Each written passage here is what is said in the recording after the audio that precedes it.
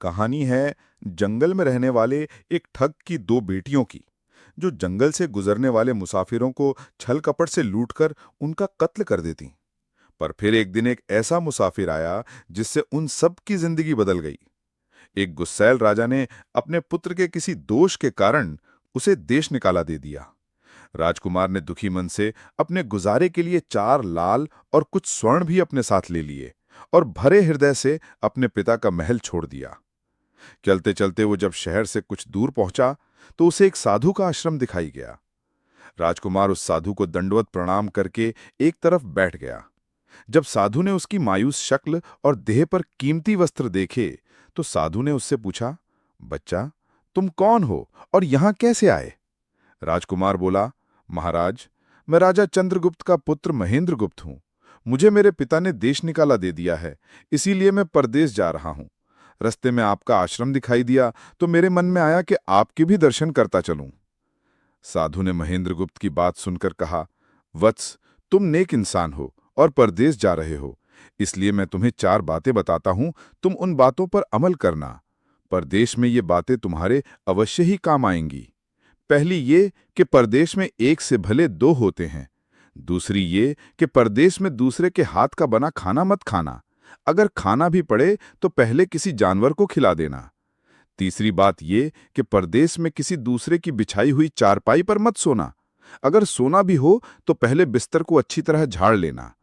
चौथी बात ये कि यदि कहीं शत्रुओं के फंदे में फंस जाओ तो जहां तक हो सके नरमी और ज्ञान की बातें सुनाकर अपना उद्देश्य प्राप्त करना। साधु ने कहा, मेरी ये 4 बातें हमेशा याद रखना। साधु की बातें सुन साधु को प्रणाम कर राजकुमार परदेश चल पड़ा। जब चलते चलते बहुत दिन बीत गए तो वो एक जंगल में पहुंचा। वहां उसने देखा कि एक चील एक कछुए के बच्चे को लेकर उड़ी जा रही है। संयोगवश बच्चा उस चील के पंजे से निकलकर गिर गया। महेंद्रगुप्त ने कछुए के तड़पते हुए बच्चे को देखा तो उसे बड़ी दया आई। उसने मन में सोचा कि इस बच्चे को पालना चाहिए। इस बच्चे को पालने से 2 बातें होंगी। पहली तो ये कि इस बच्चे के प्राण बच जाएंगे और दूसरी ये कि साधु द्वारा कही गई पहली बात भी पूरी हो जाएगी कि सफर में एक से भले दो होते हैं और इससे बातें करते हुए दिन भी आसानी से बीत जाएंगे। ये सब सोचकर महेंद्रगुप्त ने बच्चे को अपने साथ ले लिया। अब सफर में उसके साथ वो कछुए का बच्चा भी हो लिया। कुछ दिन के सफर के बाद राजकुमार को एक अच्छा सा स्थान दिखाई पड़ा। उस स्थान पर पहुंचकर उसने कुछ खाया पिया और फिर कछुए के बच्चे से बोला, तुम यहां बैठे रहना, मैं जरा थोड़ी देर सो लूं। ये कहकर महेंद्रगुप्त एक पेड़ के नीचे सो गया। उसी पेड़ के ऊपर एक सांप और एक कौवा रहते थे। उन दोनों का ये दस्तूर था कि जब कोई मुसाफिर उस पेड़ के नीचे ठहरता तो सांप उसे डस लेता और कौवा उसकी आंखें निकाल लेता। नाग ने जब सोते हुए मुसाफिर को देखा तो पेड़ के नीचे उतरा और राजकुमार को डस लिया। सांप के डसते ही तुरंत राजकुमार के प्राण पखेरु उड़ गए। कुछ देर में जब कछुए की नजर महेंद्रगुप्त पर पड़ी तो वो उसे मरा देखकर बहुत घबराया और महेंद्रगुप्त के ऊपर बैठकर रोने लगा। तभी कौवा भी पेड़ से नीचे उतरा और जाही उसने महेंद्रगुप्त की आंखें निकालनी चाही, त्यों ही कछुए ने झपटकर कौवे की गर्दन को मुंह से पकड़ लिया। कौवे ने बहुत जोर लगाया मगर कछुए ने उसे नहीं छोड़ा। तब कौवे ने सांप को पुकारा। कौवे की आवाज सुनकर सांप आ गया। उसने बड़े जोर से कछुए की पीठ पर डंक मारा, परंतु कछुए ने अपना मुंह भीतर कर लिया। सांप ने कई बार कछुए की पीठ पर डंक मारा, किंतु हर बार कछुआ अपना मुंह अंदर कर लेता। जब सांप का कछुए पर बस नहीं चला तो उसने कछुए से प्रार्थना की कि तुम मेरे मित्र को छोड़ दो। ये सुनकर कछुआ बोला, नहीं, तूने मेरे मित्र को डसा है, अब मैं भी तेरे मित्र की जान लूंगा। तुम मेरे मित्र को छोड़ दे तो मैं तेरे मित्र को जीवित कर दूंगा। ये कहकर सांप ने कांटी हुई जगह पर मुंह रखकर महेंद्रगुप्त के शरीर से विष खींच लिया और बोला, अब तो मेरे मित्र को छोड़ दे।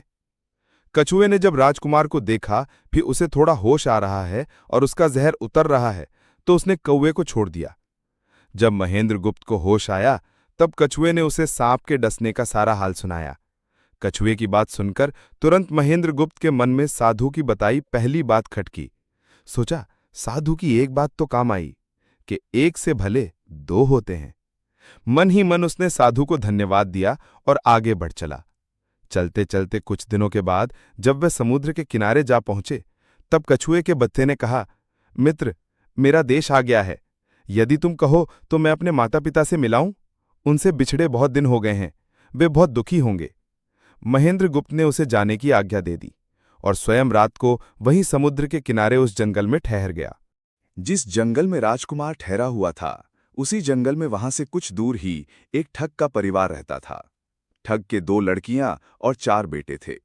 उसकी बड़ी बेटी ज्योतिष विद्या जानती थी। जब भी कोई राहगीर, कोई यात्री उस जंगल से गुजरता और उसके पास कुछ कीमती होता, तो ठग की बड़ी बेटी अपनी विद्या से जान लेती थी। आज फिर से उसे बहुत दिनों बाद बहुत से खजाने की महक आई। उसने अपने पिता से कहा, ऐसा प्रतीत होता है कि इस जंगल में एक पथिक आया हुआ है। उस पथिक के पास 4 लाल हैं। यदि तुम लोग उस पथिक को यहाँ ले आओ तो उससे लाल लेना मेरा काम है। यदि वे लाल हमको मिल जाएं तो हम जन्म भर के लिए निहाल हो जाएंगे। परंतु उस पथिक को मारना मत, उसे जीवित ही पकड़ लाओ। ठग अपने बेटों के साथ तुरंत उसकी तलाश में निकल पड़ा। वे थोड़ी ही दूर चले होंगे कि उन्होंने देखा एक आदमी एक पेड़ के नीचे सो रहा है। उसे देखकर उन्होंने सोचा कि यह वही पथिक हो सकता है जिसके पास लाल हैं। वे उसे पकड़कर ले गए और अपनी बड़ी बेटी के हवाले करके बोले, इससे लाल निकलवाना अब तेरा काम है। ठग की बड़ी बेटी ने पूरे आश्वासन के साथ कहा, तुम लोग चिंता मत करो, मैं इससे लाल निकलवा लूंगी। ठग की छोटी बेटी ने जब महेंद्रगुप्त को देखा तो वो दिलो जान से उस पर मोहित हो गई। पहली ही नज़र में वो अपना दिल उस नौजवान राजकुमार को दे बैठी। भाइयों के डर से कुछ कह तो ना सकी, लेकिन मन ही मन उसको बचाने की युक्ति सोचने लगी। कुछ देर बाद ठग की बड़ी बेटी ने खाना बनाया और उसमें जहर मिला दिया। वही खाना उसने महेंद्रगुप्त को परोस दिया। जब थाली महेंद्रगुप्त के सामने आई तो उसने खाने के लिए निवाला तोड़कर जैसे ही उसे खाने को हुआ, तभी उसे साधु की कही गई दूसरी बात याद आई। उसने थाली में से थोड़ा सा भोजन निकालकर कुत्ते के सामने डाल दिया। जैसे ही उस खाने को कुत्ते ने खाया, वो तुरंत मर गया। ये देखकर महेंद्रगुप्त ने भोजन नहीं किया। उसने अपने मन में सोचा कि साधु की दूसरी बात भी काम आई। अपनी इस चाल को असफल होते देखकर ठग की बड़ी बेटी को गुस्सा तो बहुत आया, पर वो अपने गुस्से को अंदर ही अंदर पी गई। उसने महेंद्रगुप्त के सोने के लिए पलंग तैयार करवाया और उससे कहा, जाओ, पथिक ऊपर के कमरे में तुम्हारे लिए पलंग तैयार करवा दिया है, अब तुम आराम करो। कई दिनों के सफर की यात्रा के कारण थका हुआ राजकुमार जब ऊपर आया तो उसे बढ़िया धुली हुई चादर पलंग पर बिछी हुई दिखाई दी। सोचा, जो हुआ सो हुआ, कई दिनों के बाद चैन की नींद तो सोने को मिलेगी। वो जैसे ही पलंग पर बैठने को हुआ तो उसे साधु की तीसरी बात याद आई कि परदेश में हमेशा बिस्तर को झाड़ कर सोना। जैसे ही उसने बिस्तर को झाड़ा तो उसके होश उड़ गए। वो बिस्तर एक कच्चे सूत से तैयार किया गया था, जिसके नीचे आग का कुआं था। महेंद्रगुप्त ने देखा कुएं के अंदर बड़े बड़े आग के अंगार धधक रहे हैं। सोचा, साधु की तीसरी बात भी काम आई। उसने एक बार फिर मन ही मन साधु का धन्यवाद किया और पास पड़ी एक टूटी हुई चारपाई पर लेट गया। थोड़ी देर पहले जो राजकुमार चैन की नींद लेने की सोच रहा था, अब नींद उसकी आंखों से कोसों दूर थी। अब तो उसे अपनी जान के लाले पड़े थे। सोचने लगा, आज की रात बचना बहुत कठिन है। तभी ठग की छोटी बेटी मौका पाकर आई और कहने लगी, हे प्रिया, मैं तुम पर दिलो जान से न्यौछावर हूं, परंतु आज की रात मेरे वश में कुछ नहीं है। आज की रात मेरी बड़ी बहन की बारी है। जिस तरह भी हो सके, बस आज की रात मेरी बहन से अपने प्राण बचा लो। कल मेरी बारी है। हे स्वामी, मैं तुम्हारी दासी हूं, मैं तुम्हें साफ बचा लूंगी। इतना कहकर ठग की छोटी बेटी चली गई। जब सब लोग खाना खा चुके तो ठग की बड़ी बेटी ऊपर बने कमरे में चली गई। सोचा, अब तक तो पथिक जलकर राख बन चुका होगा। पर जैसे ही वो कमरे के अंदर आई और देखा कि पथिक तो बिल्कुल सही सलामत टूटी हुई चारपाई पर लेटा हुआ है, तो उसके क्रोध की कोई सीमा न रही। तुरंत उसने कटार निकाली और क्रोध से बोली, हे पथिक, या तो अपने चारों लाल मुझे अभी के अभी दे दे, वरना मैं तुझको मार डालूंगी। उसी समय महेंद्रगुप्त को साधु की चौथी बात याद आई कि कहीं शत्रुओं के फंदे में फंस जाओ तो जहां तक हो सके नरमी और ज्ञान की बातें सुनाकर अपना उद्देश्य प्राप्त करना। उसने सोचा कि आज रात बचना मुश्किल है, पर साधु की चौथी बात भी आजमानी चाहिए। महेंद्रगुप्त ने ये सब सोचकर लड़की से कहा, मेरे पास लाल नहीं है। यदि तुम उसको मारेगी तो वैसे ही पछताएगी जैसे बंजारा अपने कुत्ते को मारकर पछताया था। लड़की गुस्से में बोली, कौन बंजारा और कौन सा कुत्ता? क्या बक रहे हो तुम? तब राजकुमार बोला, तुम नहीं जानती तो सुनो। लड़की ने बोली, किसकी बात करते हो? महेंद्रगुप्त बोला, एक बंजारा था जिसने एक कुत्ता पाल रखा था। वो कुत्ता बहुत समझदार था, जिसे बंजारा अपनी औलाद से भी ज्यादा प्यार करता था। एक समय ऐसा आया कि एक कातक नाम की भयंकर बीमारी के चलते बंजारे का सारा परिवार उस बीमारी की भेंट चढ़ गया और बंजारे की करोड़ों की संपत्ति भी बिक गई। दुखी बंजारा अपने कुत्ते को लेकर आगरा में एक साहूकार के पास जाता है और साहूकार को 10,000 के बदले अपना कुत्ता गिरवी रखने को बोलता है। उस समय 10,000 एक बहुत बड़ी रकम होती थी। पहले तो बनिए ने बंजारे को मना कर दिया, पर फिर कुछ सोचकर उसने बंजारे को 10,000 रुपए दे दिए। कुछ ही समय बीता था कि एक रात सेठ के घर डाकू घुस गए। बंजारे का कुत्ता सब हरकत देख रहा था। सोचा भौंकूं तो परिवार के सब लोग उठ जाएंगे और ये डाकू उनका भी कत्ल कर देंगे। वो चुपचाप बस उनको देखता रहा। जब डाकू सेठ के घर चोरी किए हुए धन को लेकर चल पड़े तो कुत्ता चुपचाप उनके पीछे पीछा हो लिया। सेठ के पास इतना धन था कि डाकू उसे निकाल तो लाए, पर अब उनसे वो लेकर चला भी नहीं जा रहा था। दिन भी निकलने के करीब हो चला था। डाकुओं ने सोच विचार कर उस धन को एक तालाब के अंदर छिपा दिया। सोचा बाद में आराम से निकाल ले जाएंगे। कुत्ता डाकुओं की सब करामात देख चुपचाप वापस घर चला गया। सुबह हुई तो सेठ के घर कोहराम मच गया। पता चला कि चोर सारा धन निकाल ले गए। सेठ का रो रो कर बुरा हाल था। आसपास के लोग उसे दिलासा दे रहे थे। सेठ ने रोते रोते कहा, मैंने सुना था बंजारे का कुत्ता बहुत समझदार है, पर यह नमक हराम तो एक बार भौंका तक नहीं। तभी बंजारे का कुत्ता उस सेठ की धोती पकड़कर खींचने लगा। कुत्ते की हरकत देख पास खड़े एक समझदार व्यक्ति ने सेठ से कहा, सेठ जी, ये कुत्ता कुछ कहना चाहता है, हमें इसकी सुननी चाहिए। और सभी लोग कुत्ते के पीछे पीछे हो लिए। सबको लेकर कुत्ता उसी तालाब के पास पहुंच गया जहां रात को डाकुओं ने सारा धन छिपाया था, और तालाब में घुसकर अशर्फियां से भरी थैली अपने मुंह में दबाकर बाहर आया। तुरंत सेठ के नौकर उस तालाब में कूद गए और चोरी किया हुआ सारा धन बरामद कर लिया। सब देख सेठ आंखों में अश्रु लिए कुत्ते से कहता है, मुझे माफ कर देना, मैंने तुम्हें बहुत बुरा भला कहा। सेठ ने वहीं कागज मंगवाया और बंजारे के नाम चिट्ठी लिखी। भाई बंजारे, तेरे कुत्ते ने मेरे 10,000 पूरे कर दिए। मैं तेरे कुत्ते को तेरे पास भेज रहा हूं। अगर तुझे और भी 10, 20, 50,000 रुपए की जरूरत हो तो मेरे पास आकर ले जाना। इतने समझदार कुत्ते को मेरे पास छोड़ने के लिए तहे दिल से तुम्हारा धन्यवाद। बनिया चिट्ठी कुत्ते के गले में टांग उसे नम आंखों से विदाई देता है। कुत्ता घूमता घूमता जब 4-5 दिन बाद बंजारे के पास पहुंचता है तो कुत्ते को आधा देख बंजारे के तन बदन में आग लग जाती है। कहता है, मैं तुझे बनिए के पास गिरवी रखकर आया था और तू वहां से भाग आया। तूने मेरी बेइज्जती कर करवा दी। गुस्से में अंधा हुआ बंजारा तुरंत पिस्तौल निकाल कुत्ते को गोली मार देता है और सिर पकड़कर वहीं बैठ जाता है। कुछ देर बाद जब उसकी नजर कुत्ते के गले में टंगी हुई पर्ची पर पड़ी तब बंजारा वो पर्ची निकाल उसे पढ़ता है।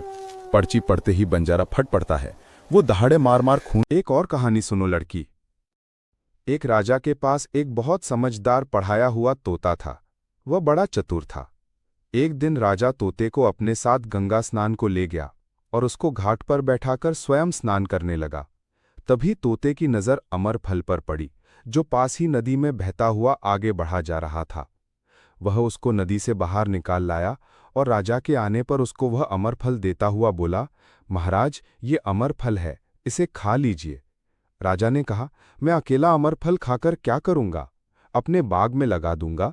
जब इसमें फल लगेंगे तब सब कुटुंबियों को खिलाकर अमर कर दूंगा। गंगा स्नान से लौटकर राजा ने वह फल माली को देकर कहा, इस फल को बाग में लगा दो। थोड़े ही दिनों में पेड़ फल फूल गया, उसमें फल लगने लगे। एक दिन एक फल पककर पेड़ से गिरा तो उसे सांप ने सूंघ लिया, जिससे वह जहरीला हो गया। अनजान माली वह अमर फल लेकर राजा के पास आया। राजा फल को देखकर बहुत खुश हुआ और कुछ सोचकर वो फल पहले कुत्ते को खाने को दिया था। वह जानता था कि बिना सोचे समझे किसी भी वस्तु को खाना ठीक नहीं होता। राजा ने ज्यों ही वो फल कुत्ते को खिलाया, कुत्ता मर गया। ये देखकर राजा ने क्रोधित होकर अपने तोते से कहा, बेईमान तोते, तू हमें जहर देकर मारना चाहता था। ये कहकर राजा ने क्रोध में आकर तोते को मार डाला और माली से कहा, इस पेड़ के चारों ओर घेरा डाल दो, जिससे कोई इसका फल न खा सके। एक दिन उसी सभा में एक सास बहू में भीषण लड़ाई हुई। बुढ़िया घर से निकलकर कहने लगी, आज मैं राजा के बाग में जाकर जहर वाला फल खा लूंगी। ये कहकर वो बाग में आई और जैसे ही उसने फल तोड़कर खाया तो वह 16 वर्ष की युवती बन गई। जब राजा को ये समाचार मिला तो उसे सारा माजरा समझते देर न लगी। राजा को बड़ा दुख हुआ। वह कहने लगा, वास्तव में ये अमर फल ही है। मैंने व्यर्थ ही इतने समझदार तोते को मार डाला। इतनी दास्तान कहते कहते सवेरा हो गया। तब उसकी बाई कहने लगी,